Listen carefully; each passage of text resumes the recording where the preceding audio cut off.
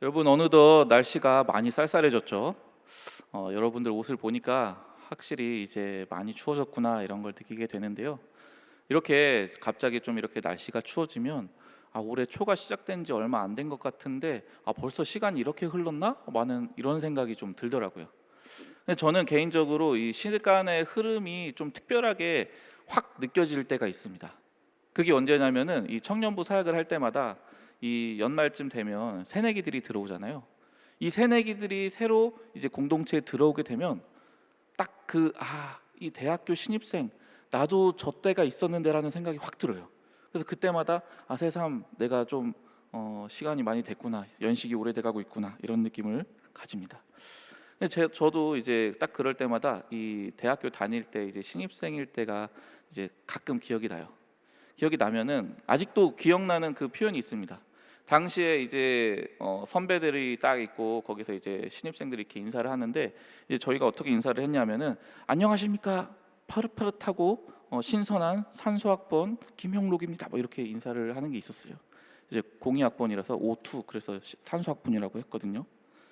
네, 그 신선했던 산소가 네, 많이 오래됐습니다. 근데 저는 그때 당시를 생각해 보면은 그때만 해도 이 언제까지고 제가 신입생일 것 같았어요, 느낌이. 그리고 영원히 잘 이제 계속 선배들이 있을 것 같다 이런 생각을 들었는데 순식간에 지금 지나고 나니까 언제인지 모르지만 금방 선배가 됐고 그리고 언제인지 모르지만 벌써 졸업까지 한 거예요. 근데 생각을 해보면 아마 어떤 모임이든지 사람이 모이는 곳에는 다 이렇게 새로 들어오는 사람들이 있고 또 기존에 있던 사람들이 선배로서 존재하는 것 같습니다. 그리고 그것은 교회 공동체도 마찬가지겠죠. 교회를 이루고 있는 사람들도 이 믿게 된 시간이 다 차이가 있잖아요. 그러니까 먼저 믿게 된 사람들은 당연히 좀 믿음의 선배로서 있게 되고 또 새로 믿은 사람들은 이제 신입생 같이 이렇게 새내기들로 이렇게 들어오게 됩니다.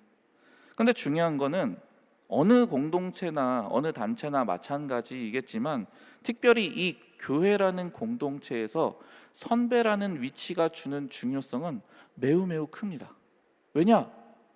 이 신앙이라는 것은 특별하거든요. 다른 모임은 사실 딱 봐도 이거 어떻게 하면 되겠다 감이 좀 잡혀요. 뭐 대학생 생활은 뭐 이렇게 하면 되겠고 어느 동아리 활동하면 이렇게 하면 되겠다 뭐 이런 감이 잡히는데 신앙생활은 아예 안 믿은 사람들이 딱 교회 처음 오잖아요. 막막합니다. 이때 뭘 해야 되나? 갑자기 왜 다들 일어나지? 왜 갑자기 다들 앉지? 막 이렇게 어리버리하게 되기도 하고 당황스럽기도 하고 갑자기 막 용어들이 막 세상에서 쓰지 않는 형제님, 자매님, 뭐 사랑합니다, 축복합니다 오글거려서 평생 단 한 번도 해보지 않았던 그런 말들을 막 던지니까 많이 당황스러워요. 이럴 때 앞서 믿게 된 이 선배들의 역할이 매우 매우 중요해요. 그 선배들이 어떻게 안내해주고 지도해주느냐에 따라서 그들이 교회에 잘 정착하느냐 못 정착하느냐가 결정이 되거든요. 그리고 사실 이런 신앙 모임이 아니라 일반적인 모임에서도 이 선배의 역할은 매우 매우 중요합니다. 예를 들어서 이제 일반 뭐 대학교의 동아리를 한번 생각해 보면요. 어느 동아리든지 이 신입생들이 계속 잘 모여요. 그리고 계속해서 왕성하게 활동하고 명맥이 잘 흘러가는 그런 동아리들은 반드시 그 동아리에 좋은 선배들이 있습니다. 이 좋은 선배들은 뭘 합니까? 들어가서 후배들을 잘 챙겨줘요.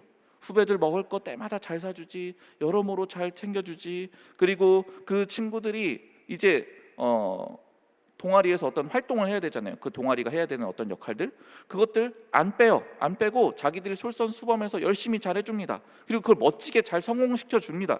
그러고 그뿐만이 아니라 졸업할 때쯤 돼서 먼저 세상에 나가가지고 길을 잘 터줘요. 그래서 뒤에서 따라오는 후배들은 그냥 그 선배가 가는 길을 쫄쫄쫄쫄 따라가기만 하면 될 정도로 아주 멋지게 길을 잘 닦아주는 그런 선배들. 이런 동아리야말로 신입생들이 계속 끊임없이 잘 들어오게 되고 또 명맥을 잘 유지하는 그런 동아리입니다. 그런데 반면에 이 동아리 중에서 이 선배들이 좋지 못한 그런 동아리들은요 아주 큰 위기를 맞게 됩니다.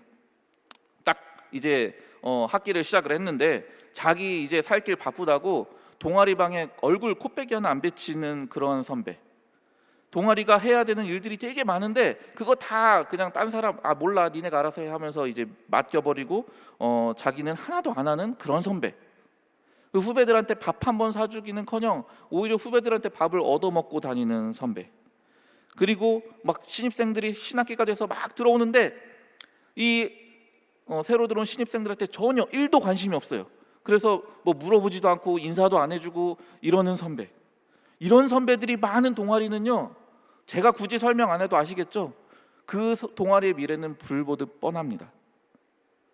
이처럼 어떤 모임에서든지 선배라는 존재는 매우 중요한 것 같아요. 특별히 아까 말한 것처럼 이 교회 공동체는 더욱더 이 선배의 역할들이 중요한데요. 지금 우리가 살펴보고 있는 이 데살로니가 교회의 공동체 안에서도 그 모습이 분명하게 나타나고 있어요. 제가 이 데살로니가 전서를 가지고 강의를 시작한 지 벌써 좀 됐는데요. 제가 앞선 설교에서도 벌써 몇 번 말씀드린 것 같아요. 이 데살로니가 교회 공동체는 아주 힘들고 어려운 위기 속에서 탄생한 공동체였습니다. 하지만 그들은 그 모든 어려움을 다 극복하고 너무나 멋지게 신앙생활을 하게 되었어요. 그리고 온전한 신앙인이 되었을 뿐만 아니라 심지어 그들의 믿음이 얼마나 좋아졌던지 그 좋은 소문이 인근 지역을 뛰어넘어서 머나먼 곳에 살고 있는 신앙인들한테까지 다 퍼져나가게 되었습니다. 그래서 많은 그리스도인들의 모범적인 신앙인으로서 우뚝 서게 되었습니다.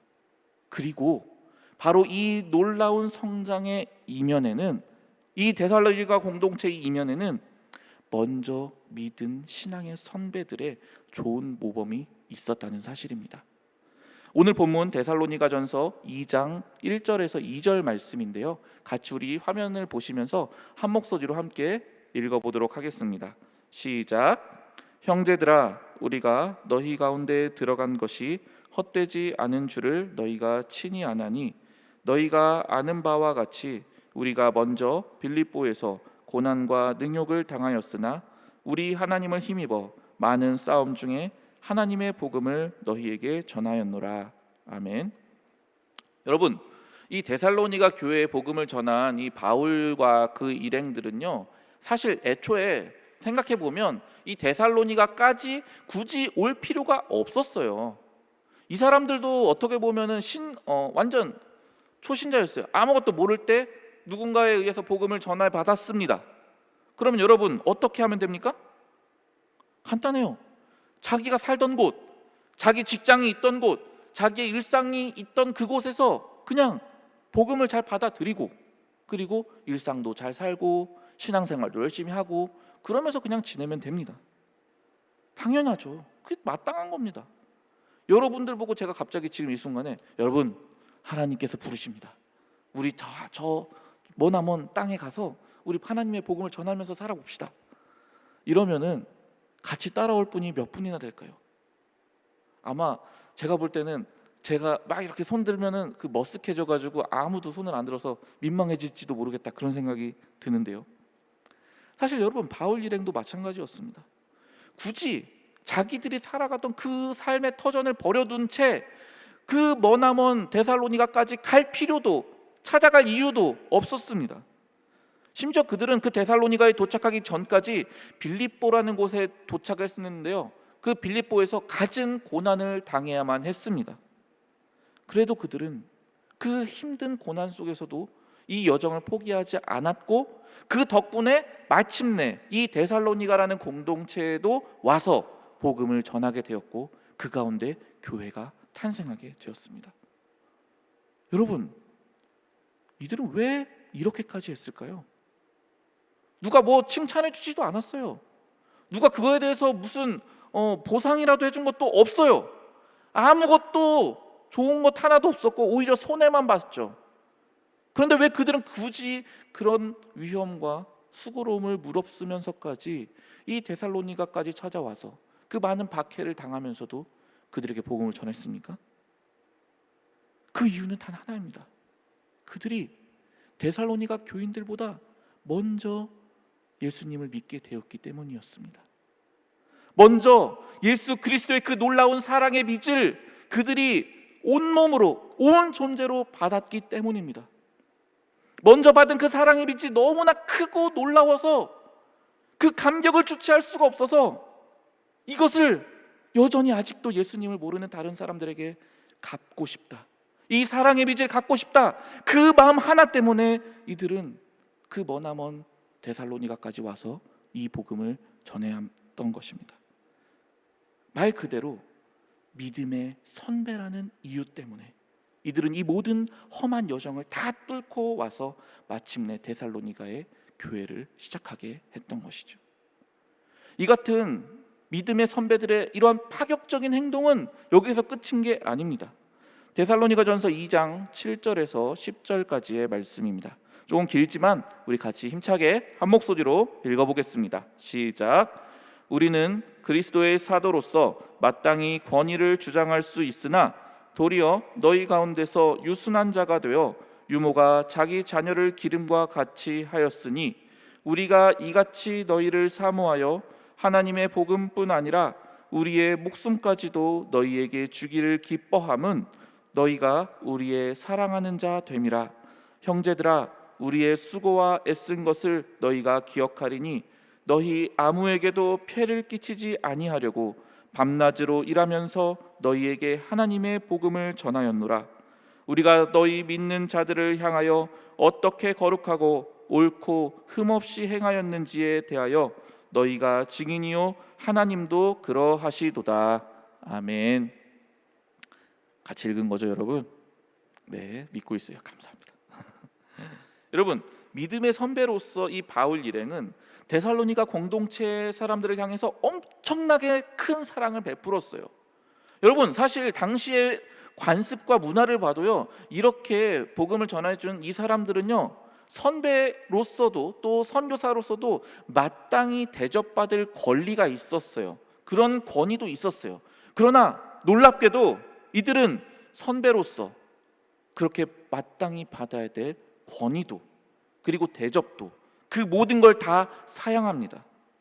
아니, 오히려 이 믿음의 후배들을 마치 그 아이를 유모가 기르는 것처럼 지극한 정성으로 오히려 그들을 섬기고 돌봅니다. 바울 일행에게 있어서 이 데살로니가 교회 공동체 사람들은요, 단순한 후배라는 존재가 아니었어요. 그들에게 있어서, 바울에게 있어서 이 데살로니가 교회 공동체 사람들은요, 기꺼이 자기들의 목숨까지도 내올 줄 만큼 진심으로 사랑했던 대상들이었습니다.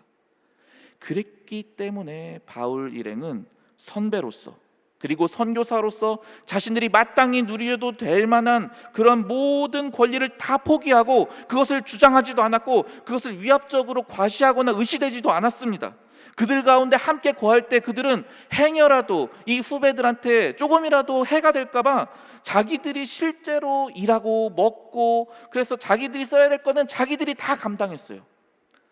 털오라기 하나만큼이라도 그들에게 부담을 주지 않으려고. 이 믿음의 선배들이 얼마나 아름답게 이 후배들을 섬기고 사랑했는지 모릅니다. 여기에서 우리는 이 데살로니가 교회의 그 훌륭한 믿음, 온 동네방네에 다 소문이 날 정도로 자랑스러운 신앙인들이 어떻게 해서 생겨나게 되었는지 또 하나의 중요한 이유를 발견하게 됩니다. 이 훌륭한 교회 공동체에게는 바울 일행이라고 하는 훌륭하고 멋진 믿음의 선배들이 있었기 때문이었습니다. 마치 이 모습은 저는 제가 아까 언급했던 좋은 동아리 모습 같아요. 후배들을 사랑으로 정성으로 챙겨주는 그런 멋진 선배들, 그렇게 모범을 보이는 선배들이 있으니까 이 신입생들도 계속 잘 들어오는 거예요. 그리고 명맥도 잘 유지되는 거예요. 그리고 이 동아리의 명성이 점점 퍼져나가는 거예요. 마치 이 데살로니가 공동체가 그런 모습이었다는 거예요. 개인적인 얘기하기를 해서 죄송합니다만 제가 훌륭한 선배라고 할 때마다 꼭 떠오르는 분이 한 분 계십니다. 제가 신대원을 졸업하고 첫 번째로 이제 사역을 나가게 되었어요. 그때 이제 전임 전도사로 어느 교회에 들어가게 되었는데요. 그 교회는 규모가 상당히 큰 곳이라서 당시에 같이 졸업한 동기들이 10명이 같이 들어갔어요. 10명이 이제 한 기수로 들어갔죠. 그리고 저는 그 중에서 막내였습니다. 그래서 막내 라인이 4명이 있었어요. 그 중에 여러분들도 잘 아시는 박 목사님도 계셨죠. 근데 어쨌든 그 10명 중에 그 제가 앞서 언급한 이 형이 있었어요. 근데 그 형이 이제 가장 나이도 많았고 가장 나이가 많았어요. 그러다 보니까 그 교회에서는 이제 그 형한테 선임이라고 자리를 줬어요. 제가 말한 이 교회는 워낙 전통적이고 보수적인 곳이었기 때문에 나이도 가장 많지, 거기다가 선임이지, 그러면 매우 그게 큰 의미를 가지는 곳이었어요. 그래서 사실은 형이 우리가 같이 사역을 할 때 얼마든지 저희에게 여러 가지 일들을 시킬 수가 있었고요. 또 실은 자기가 좀 더 이익을 얻을 수 있는 것들 먼저 우선할 수 있는 그러한 권리도 있었습니다. 하지만 제가 그 형과 쭉 지내오면서 그곳에서 사역했던 시간들뿐만 아니라 그 이후의 모든 시간들을 봐도 단 한 번도 형은 그렇게 자기의 권리를 주장한 적도 없었고 권위적으로 다가온 적도 없었습니다. 아니, 오히려 언제나 정반대로 이 형이 저를 또 우리들을 다 챙겨줬어요. 뭐 예를 들자면 당시에 이제 저희 전임 전도사님들은 예배가 시작되면은 예배 안내를 서야 됐어요. 그러면 여러분, 우리 지금 오부 예배가 몇 시에 시작해요? 2시에 시작하죠? 그러면 저희는 40분 전에 와 있어야 돼요. 그럼 1시 20분부터 시작해서 입구에서 서 있어요. 예배 끝날 때까지. 그럼 여러분, 일단 시간은 둘째치고 다리가 너무너무 아파요. 힘들어요. 근데 그게 워낙 예배가 거기 건물도 크고 많고 또 예배가 한 7부까지 있었기 때문에 저희가 계속 이제 반복해서 로테이션으로 들어가야 됐어요.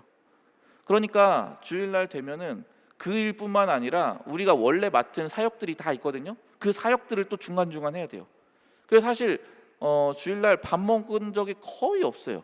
근데 그러다가 간혹 어떻게 시간이 잘 맞으면 잠깐 교육자실에 가서 거기 있는 빵 같은 거 주워 먹고 다시 또 나가는 거예요.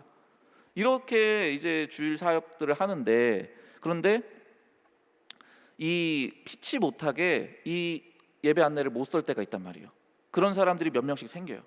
그러면 사실 그걸 누군가가 그 땜빵을 해야 되는 거죠. 전문 용어 써서 죄송합니다. 땜빵을 서야 되는데 이 땜빵을 서기에 사실은 되게 부담돼요. 왜냐하면 나도 힘들고 나도 몇 번이나 더 들어가야 했고 거기다가 또 여러 가지 사역들이 있단 말이죠.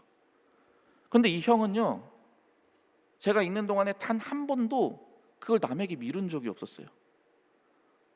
누군가가 빵꾸를 내요?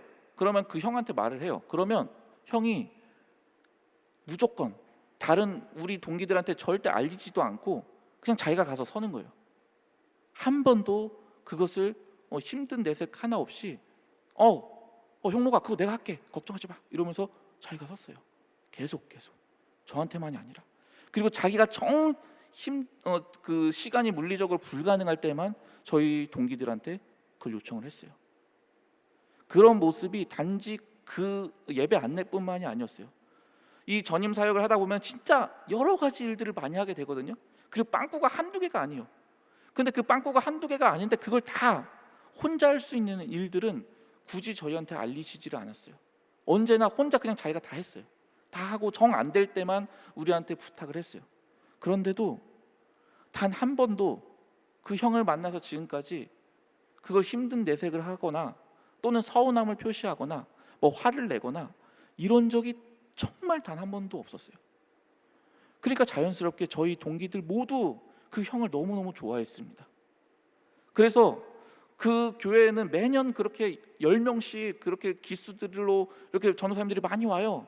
지금까지도 그래요. 근데 그렇게 수없이 많은 몇십 년의 역사가 있는 교회인데 그 교회에서 그렇게 많이 전도사님들이 기수마다 들어갔었는데도 저희 기수만큼 그때부터 단 한 명도 빠짐없이 지금까지 교류가 잘 이루어지는 모임을 본 적이 없어요. 저희는 지금까지도 활발하게 교류를 해요.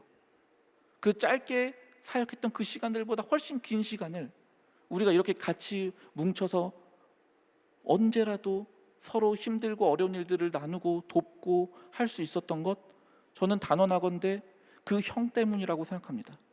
그 형이 단 한 번도 자기를 리더라고 선임이라고 이렇게 주장하지도 않았고 내세운 적도 없었지만 우리 모두가 자발적으로 그 형을 높여줬어요. 그 형 말 안 들으면 안 된다, 이게 우리 당연한 생각이었어요. 누가 뭐라고 말하지 않았어도. 사랑하는 청년 여러분, 저는 우리 공동체가 바로 이러한 선배들이 많아지는 그러한 공동체가 될 수 있기를 간절히 소망합니다. 저는 여러분이 지금까지 이처럼 신앙을 잘 간직한 채 여기까지 성장할 수 있었던 그 배경에는 반드시 저와 같은 이런 경험을 가지게 된 그런 믿음의 좋은 선배가 있었기 때문에 여러분이 올 수 있었다고 저는 확신합니다. 여러분들이 처음 복음을 접하게 되었을 때 그 복음을 전하게 준 그 친구 또는 어떤 선배, 청년부에 막 들어와서 멋 모르고 있을 때, 헤매고 있을 때 너무나 따뜻하게 팀 모임을 이끌어주고 밥도 사줬던 그 형, 그 언니, 저는 아직도 잊지 못해요. 제가 대학교 1학년 때 금식 수련회를 했습니다. 1학년 1학기 때 금식 수련회가 웬 말입니까? 죽는 줄 알았어요. 3일 동안. 근데 그때마다 밤에 형들이 그렇게 그 지역에 있는 모든 맛집을 막 설명을 해주더라고요. 잠자는 시간에. 잠이 안 왔어요. 그런데 그 수련회 끝나니까 그 형들이 돌아다니면서 다 사주는 거예요. 얼마나 많이 얻어먹었는지 몰라요. 제가 초밥이란 걸 그때 처음 먹어봤습니다. 이상한 얘기를 해서 죄송한데, 여러분, 이렇게 여러분들에게도 그런 선배가 있었을 거예요. 그런 팀장님이 있었을 거예요. 어떤 간사님이 계셨을 거예요. 여러분들의 마음을 울리게 하는 그 목사님이 계셨을 거예요. 또는 훌륭한 믿음의 어머니, 아버지가 여러분들의 지금까지의 신앙을 지탱해온 또는 그 배경이 되는 그런 좋은 믿음의 선배였을 겁니다. 그런 사람이 반드시 내 삶에 있었기 때문에 우리가 지금 여기까지 올 수 있었던 것 아니겠습니까? 우리 모두는 다 그렇게 사랑의 빚을 진 자들입니다. 여러분, 이러한 믿음의 선배들이 많은 공동체는 절대로 쇠하거나 약해지지 않습니다. 우리가 흔히 하는 표현에 윗물이 맑아야 아랫물이 맑다고 하죠.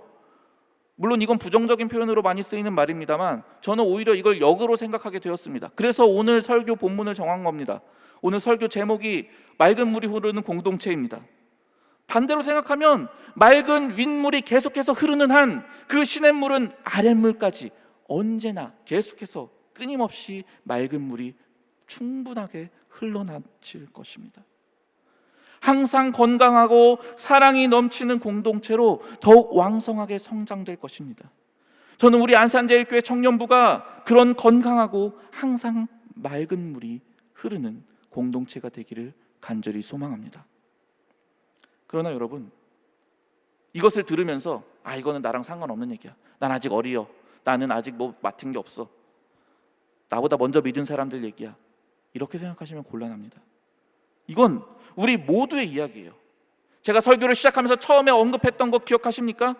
저도 처음 그 신선한 산수학번이라고 하면서 들어갔을 때만 해도 영원히 신입생일 줄 알았어요. 영원히 누군가가 저한테 밥 사줄 줄 알았어요. 근데 어느덧 저도 누군가를 챙겨야 될 때가 되었습니다. 어느덧 저도 누군가의 선배가 되었습니다. 우리 모두가 이미 앞으로 예수님을 믿게 될, 우리 공동체에 새롭게 들어오게 될 그 누군가의 믿음의 선배들로 자리하게 된 것입니다. 여러분, 심지어는요, 현재 우리 공동체의 가장 막내가 몇 또래인지 아십니까? 01 또래예요. 01 또래. 여러분, 그때도 사람이 태어났어요. 이 2001년에 태어나신 분들, 지금 우리 공동체의 가장 막내고 가장 신선한데요, 이 친구들조차 불과 2달만 있으면 선배라는 소리 듣게 됩니다. 새내기라는 이름을 물려주게 됩니다. 그러므로 여러분, 좋은 믿음의 선배가 되어야 한다는 것은 단순히 그 어떤 요셉 공동체만의 이야기도 아니고 나이가 많은 누군가의 이야기가 아니라 바로 저와 여러분 모두에게 해당되는 그러한 이야기입니다. 그렇다면 우리가 어떻게 해야 우리도 이처럼 훌륭한 믿음의 선배가 될 수 있을까요? 어떻게 해야 나에게 그렇게 좋은 영향력을 미쳤던 그런 선배처럼, 아니 오늘 본문의 바울처럼 그렇게 될 수 있을까요? 그 비결은 매우 쉽고도 명확합니다. 단 하나예요. 예수님만을 바라보고 예수님만을 닮아가는 것, 그것이 유일한 비결입니다. 오늘 데살로니가 공동체의 좋은 믿음의 선배가 되었던 이 바울이 그러했습니다. 바울은 그의 평생에 옆도 돌아보지 않고 뒤도 돌아보지 않고 마치 무슨 경주마처럼 오직 한 분, 자기 앞에 계신 예수 그리스도만 바라보고 살았습니다. 오늘 본문에 나온 바울 일행의 행동들 그리고 모든 태도들 있죠? 그건 실은 모두 예수님이 이들에게 먼저 행하셨던 모습일 뿐입니다. 예수님이 먼저 그들에게 그렇게 행하셨어요. 자신의 모든 것을 다 바쳐서 아낌없이 주셨고, 권위를 주장하지 않고 오히려 가장 낮은 모습으로 자기를 비워 종의 형체로 이 땅에 오셨고 십자가에 달려 죽기까지 자신을 내어주셨습니다. 그 모습을 보고 배운 바울 일행은 그 받은 대로만 이 데살로니가 공동체에게 전했을 뿐입니다. 그랬더니 이 데살로니가 공동체에 좋은 믿음의 선배가 될 수 있었고, 그 공동체는 이렇게 살아나게 되었습니다. 제가 앞서 말씀드렸던 예를 들었던 그 형님도 마찬가지였습니다. 제가 그 교회에서 사역할 때부터 지금까지 이 형을 만날 때마다 자연스럽게 제 마음속에 항상 떠오르는 한마디가 있었어요. 그게 뭔지 아십니까? 와, 이 형 꼭 예수님 같다. 정말입니다. 저는 지금까지 살면서 단 한 번도 그런 느낌을 누군가한테 받아본 적이 없었는데, 저는 이 형을 만날 때마다 그걸 너무 강하게 느낍니다. 예수님 같다. 진짜 예수님이 만약에 목회하시면 이렇게 하시는 것 같다. 사랑하는 여러분, 저는 그 형에 비하면 너무나 부족합니다. 그래서 너무나 후회가 될 때가 많이 있습니다. 그래도 제가 예수님을 전혀 닮지 못하는 제 모습을 발견하게 될 때마다 낙심하고 좌절하기만 하는 것이 아니라 다시금 저는 그 형을 떠올립니다. 그 형이 어떻게 했었는지, 그 형이라면 어떻게 할 것인지, 그것을 보면은 제가 지금 이 시점에서 어떻게 해야 될지가 조금씩 보이게 됩니다. 제가 그렇게 그 예수님을 닮은 그 형을 쫓아가다 보니까 어느덧 저도 예수님을 조금씩이나마 더, 예전보다는 더 한 발자국이라도 더 닮아가는 사람이 되어가는 중이라고 저는 믿고 있습니다. 부족합니다. 그러나 노력하고 있습니다. 그리고 이것이 저는 저뿐만 아니라 우리 모두의 과제이고 우리 모두의 목표라고 생각합니다. 사랑하는 청년 여러분, 예수님을 바라봅시다. 예수님을 닮아갑시다. 마치 예수님처럼 바라고 마치 예수님처럼 행동합시다. 우리가 반드시 그렇게 행하고 말하게 된다면 우리의 다음의 믿음의 세대들이 우리 안에서 예수 그리스도의 모습을 보게 될 것입니다. 믿음의 선한 대물림이 이루어지게 될 것입니다. 그럴 때 우리 공동체는 놀랍게 변화될 것입니다. 코로나 상황이든 그 어떤 힘들고 어려운 상황이 닥쳐오든 그 모든 상황을 뚫고 믿음의 맑은 물이 계속해서 흐르는 건강한 공동체가 될 것일 줄 믿습니다.